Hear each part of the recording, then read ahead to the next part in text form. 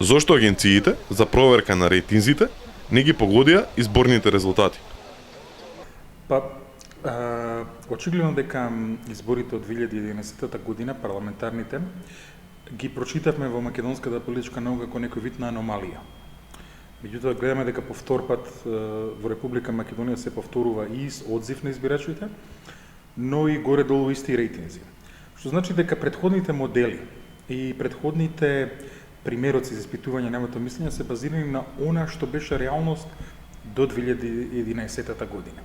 Така што тука се гледа едно мало отстапување. Сепак, трите агенции кои што се етаблираа како стожерни носечки во Македонија, тоа се Институтот за демократија и асоцијата Сиврис од Скопје, Институтот за политички истражувања од Скопје на Владимир Божиновски, како и агенцијата Рейтинг, успеа да го погодат трендот безмалку на сите трки и покрај тоа што овој пат отстапи онаа прецизност која што веќе се навикнавме да гледаме токму од овие три агенции.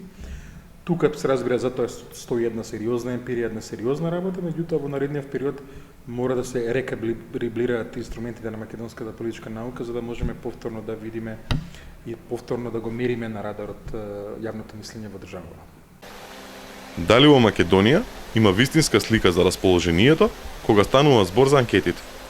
Па, како што ви реков, значи мора да се разликува кој го прави истражувањето, за чии потреби го прави истражувањето и во тој случај секако дека може да зборуваме за вакво нешто. Меѓутоа, постојат и неколку агенции во Република Македонија чии што резултати упорно се публикуваат и покрај тоа што досега имаме една цела серија на промашувања во целокупниот изборен процес. Тоа нешто не остасува. Мислам дека медиумите треба да бидат малку поаналитични и јавноста треба да биде малку по-сурова за да казнува грешка. Грешки какви што ги имавме во минатото, каде што не само што се промашуваше трендот, туку целосно се промашуваше сликата на општеството, се случува и се случи и на овие избори. Неколку агенции, например, излегува со анкета дека Јани Макрадули води со 1% пред Коце Трајновски. Реалноста не може да биде, не знам, поразлична од тоа што тие го прикажа. Понатаму, во делот на општината Центар видовме дека се предвидуваше дека разликата во статистичката грешка и тоа остана, како вие што се главниве истражувачи на јавното мислење. Меѓутоа, како што реков, она што не успеа да се опфати е да речеме каде ќе преломат неопределените бирачи и така натаму, нешто што овој пат на радарите не се фати.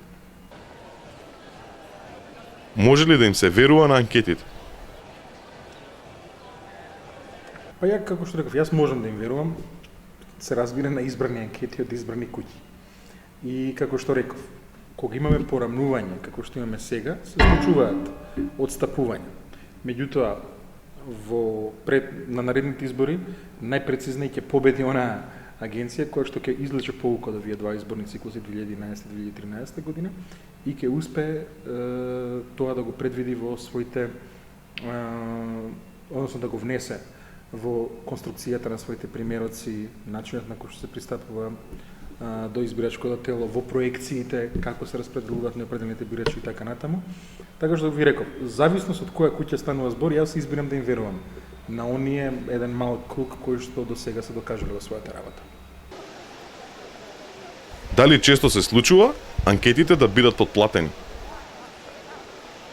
Па, не го исклучувам и тоа, иако како што веќе споменав, ако се направи такво нешто, тогаш тој што прифатил средства, тој што одлучил да влезе во едно такво нешто, ќе си го наруши својот углед. Не може вие да излезете со податоци кои што немаат врска со реалноста и потоа да очекувате дека ќе бидете наградени од јавноста. Така што и дури да постојат такви феномени, после првиот